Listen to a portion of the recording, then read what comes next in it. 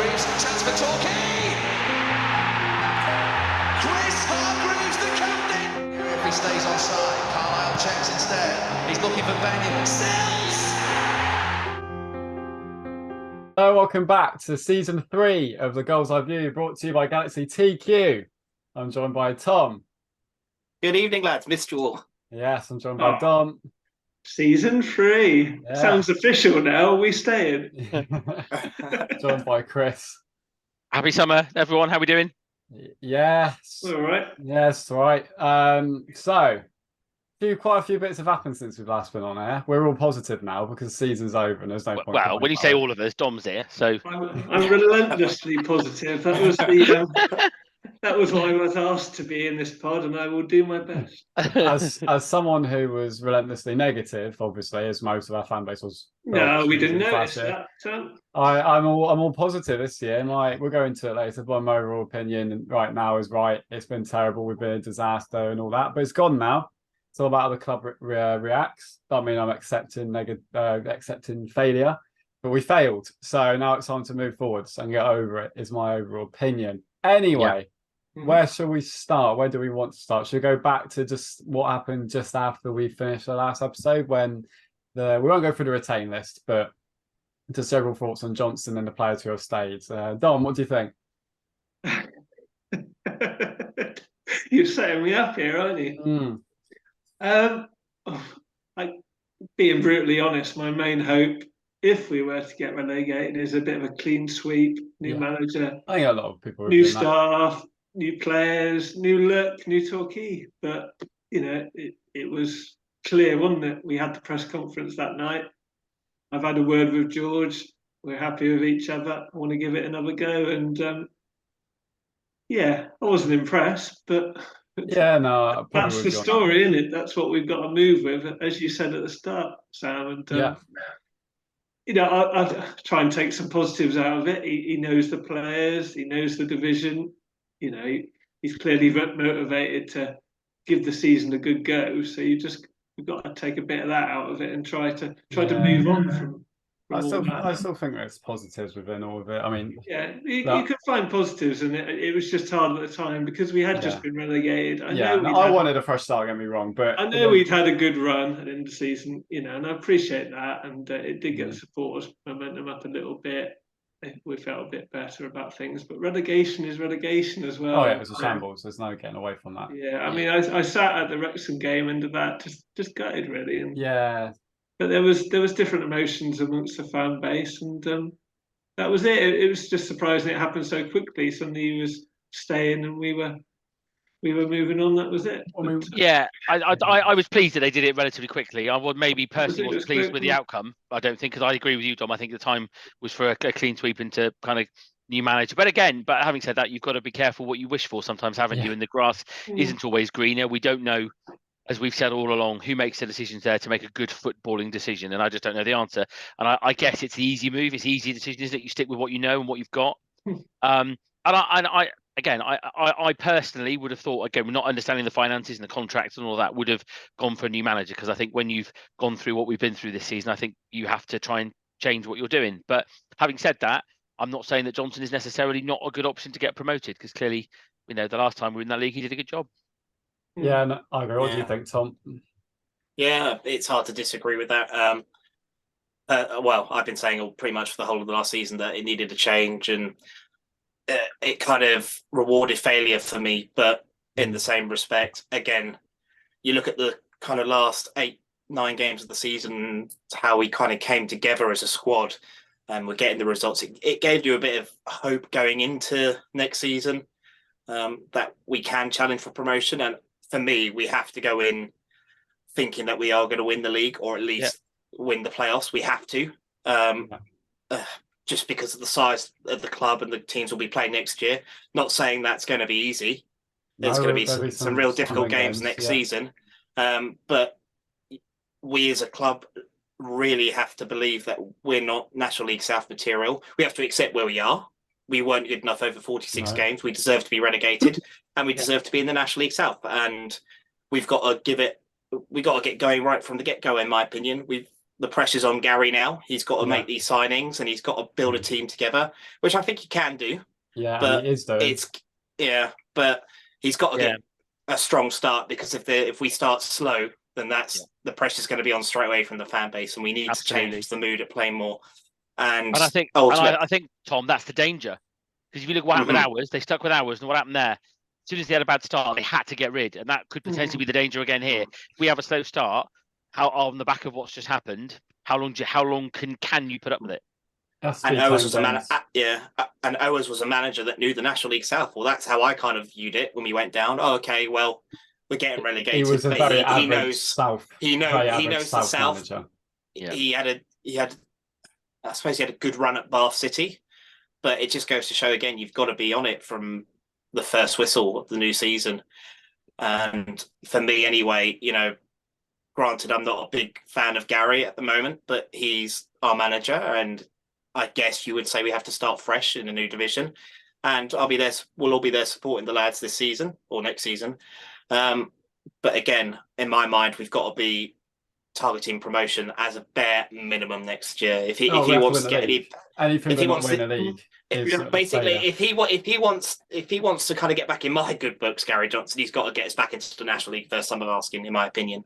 But wait and see what happens. That isn't promotion or title, even is a failure. My personal opinion is football clubs all about momentum. I said that a lot in the last part. And if we win the league this year, which we hopefully should do, not saying that it's going to happen, but we just have to have this winning mentality in this club straight away now. That no, we have to win a South title and hit the National League with momentum.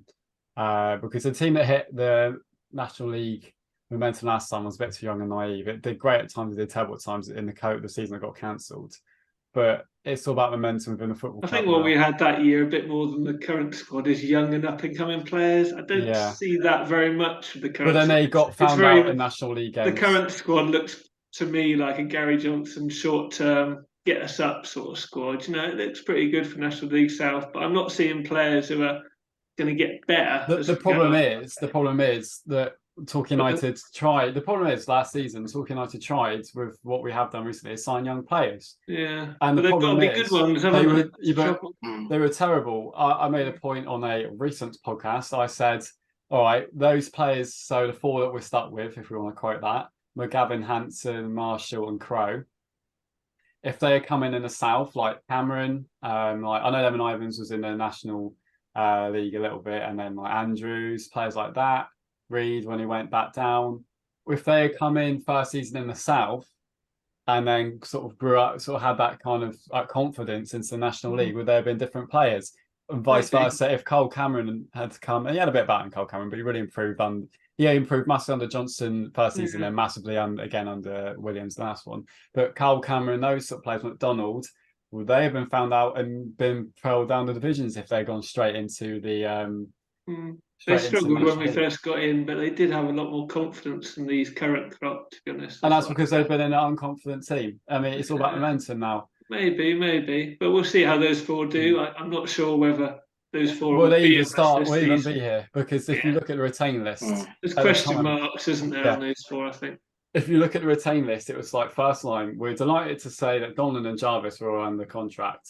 And it was like players that are lower at the bottom before the release. It was like, oh, by the way, these four here as well. Yeah, it was like a little naughty step at the bottom, wasn't it? These are the four we've still got on contract. I think McGavin could come good in National League South. Really, I really do. I mean, it'd be embarrassing if for the four of them, if they do play, because I don't know where their football careers go if the four of them don't. Now, the four of them, where they have to really look at it now and go, right, if I want to stay a professional, it's my last chance. Even if the chances, even if they're here next season, they might not be. He's got to get motivated, McGavin, doesn't he? I think the rest look motivated to me, but McGavin, he needs a kick up the ass, doesn't he? The guy can play, can't he? And at the end of the day, signing players is hard. Like we all go in, Bradley Ash, what a great signing. But if he doesn't score in his first 20 games, we go, what a terrible signing. It's quite difficult at times. Those four really let the club and let Gary Johnson down. And yes, Johnson signed him, and yes, they didn't make better, but some of them really have to look at themselves. Ryan Hansen, you really have to look at yourself. All those players, and this is the problem this season. There was just one too many new players starting at once. Where this season, it's the first one in 2 years, can I point out? We haven't had Panic Monday. we haven't had like a night when they all signed. What was it? The last bunch, like after Panic Monday, they signed all in one night, didn't they? Jarvis, Hanson, and all that. We left it far too late last year was season. Worse than the previous year if you look at the names that we got. Yeah, exactly. Really we're not even in pre-season yet, and we've got a spine almost. We just need a bit more pace and a couple more. Also, we need more players, but we've got a spine there already, and players that know Johnson, and players that are motivated to come in. Dawson, fantastic signing. One of my favourite midfielders I saw last season. Keeper Lapsey, look, he's injury prone, but he's staying. Halstead, it'll be now, especially now Grant Smith's not staying at Yeovil. We'll probably be the best keeper in the South next year. Judging on what I saw last time I was in the South, especially in terms of keepers. Then Jarvis, if he stays under contract, I mean, if he stays and he's motivated, which I'm sure he will be, if he does stay, he'll be unbelievable. This Brad Ash looks, we'll move on to him in a bit, but he looks one other player at this division. Great sign, 27 years old, got experience in this division, which is great. Will he be able to carry up to the National League? I don't know. Is it a short term? Is it a long term thing with him? We will see. Some players are great like that, but they never get the chance in the National League. So this is his chance now. Else we got? But there's some and Stobbs signing, really good, hard-working player. I'm really happy. It's a nice bit of balance in there. It's interesting what happens to the four of them. Maybe they will, especially McGavin, and some people say Crow maybe might come in. I don't know, but there's no rush, is there? We are only in May, so you don't have to ferry these players out quickly. You can see how the squad comes together and see how they train. We've got on the front foot. We've got how they do in the summer as well. They might impress in pre-season. You think they're worth keeping around. There's no need to rush these people. It's getting the spine of the squad together. I couldn't ask for more. Since it's been an absolute failure last season, but since the moment that failure ended and the new season started, I couldn't ask for much more from the football club. I know where it's all going. I know the long-term thing. And if you are a Torquay fan who's going, at least we pay our bills and not Southend, be careful because we never know what's going to happen to our football club soon. But just for now, for a National South squad, that's some good stuff. You know, I mean, look at what Scunthorpe are doing today and yesterday. They're bringing some great players in the north. How come we can sign better players when we're going down to the south than we managed when we were in the National League? Though it's about projects. It's perplexing me a bit, really, isn't it, you, Chris? Because why couldn't we sign somebody like Stobbs last summer, who's a good, solid National League player? I think a lot of it is. I think a lot of player recruitment is circumstantial, isn't it? I mean, we saw that at the end of the season. You know, people saying, "Why didn't we sign Collins and Newman and people like that earlier?" Because they're not always available. But we had salary cap space last year because we lost all our best players. And where did it go? I think what's interesting about, you can have your opinion about Johnson, and a lot of people do. And I'm still not saying I think he should have stayed because, as I said, I don't think probably out of choice he would. But the fact now he's here, I think you can't moan that Johnson's here and then say, it's great Dawson stayed, it's great. Because I think there is absolutely no doubt at all that these players are staying because he's the manager. Asa, Moxie less so because I think geographically, but Dawson, Lapsley.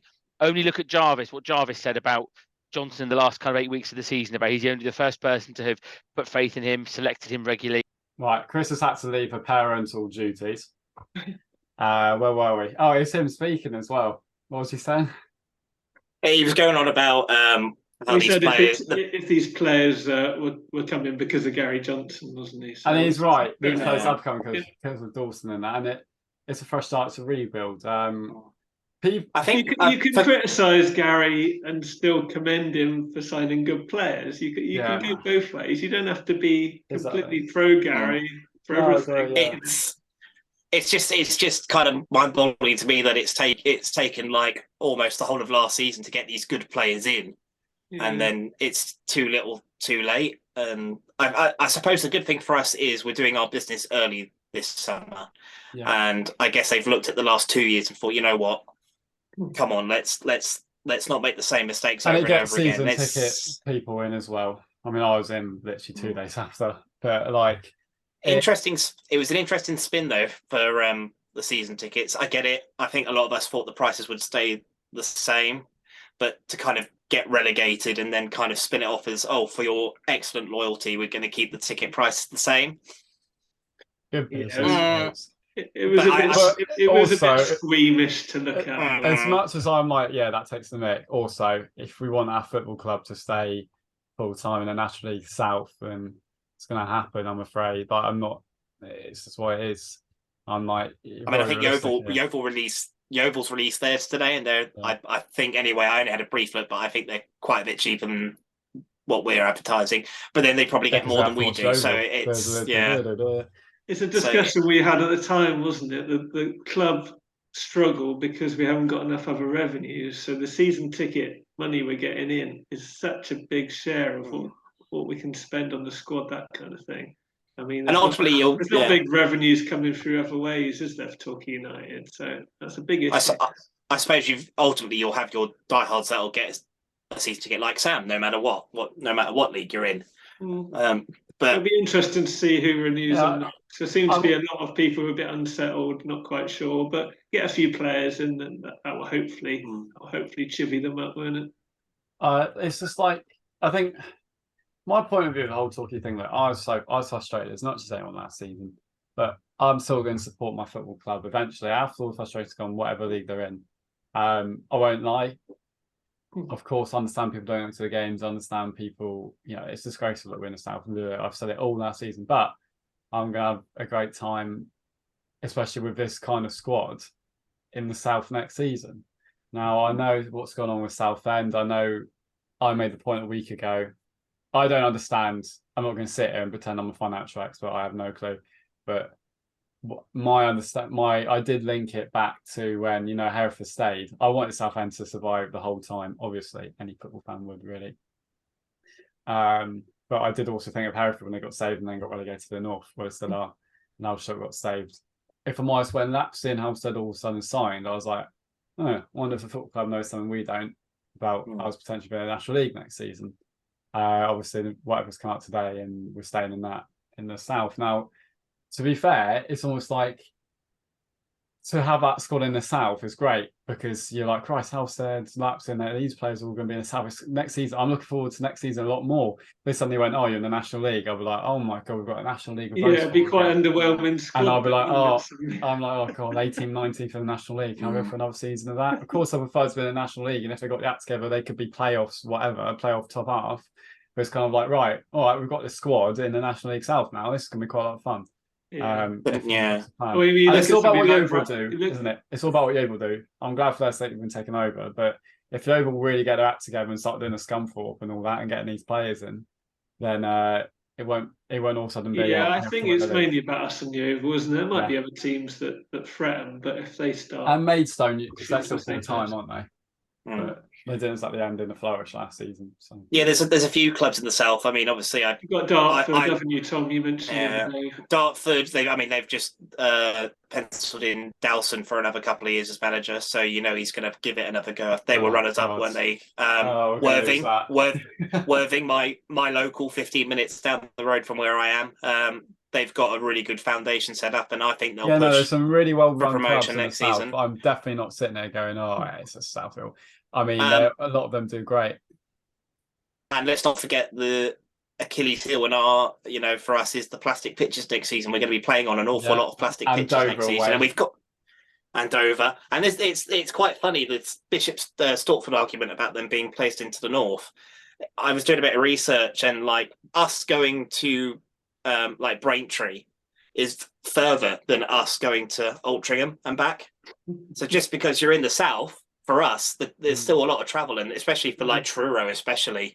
I mean, there's going to be some long journeys next season. Still more miles than I thought it would be. It was on Torquay Stats this week, wasn't it? That's 7,000, was it? Something like that? And it's all good saying, okay, we're in the South, and we got to embrace it. And I fully do. I fully do embrace the South. It's I mean, again, I've watched my fair share last season, and obviously we had the Hampton FA Cup game and this, that. So we know how tough it's going to be.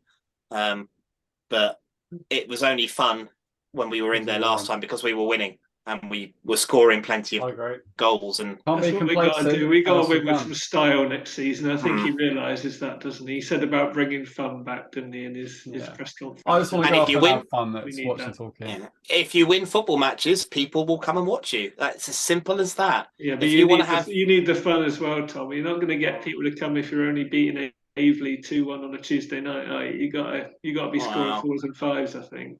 So But at the end of the day, we've got to respect it and change that. You know, we've got to play the kind of football we did last time, which worked. And there will be shocks, you know, not being like, oh, look at us, but we're naturally going to be, us and Yeovil will be a lot of teams' Cups finals. They're going to come in and have some, you know, there'll be memories for a lot of these players. They can give it all. You know, remember Western-super-Mare, the 2 games against them last year. Yeah, these away games on Tuesday nights, middle of winter, aren't going to be that easy, are they? No, especially on a plastic pitch. There'll be little grounds, tough weather. It's a different kind of mentality challenge. Yeah, that's it. You've got to eke out some games, and at Plainmoor, I think that's where you got to turn it on. We've got like warriors in the squad, though. That's the thing. Like we've got a few players now. I think not just young players are going to go missing at these places. So, you've got to make Plainmoor that intimidating place for these footballers to come to next season, and it's fair enough to say, you know, most of the sides in that level are part time, and we should be beating them 3-4 easily. But we all know our record against part-time sides in general tends to be quite poor.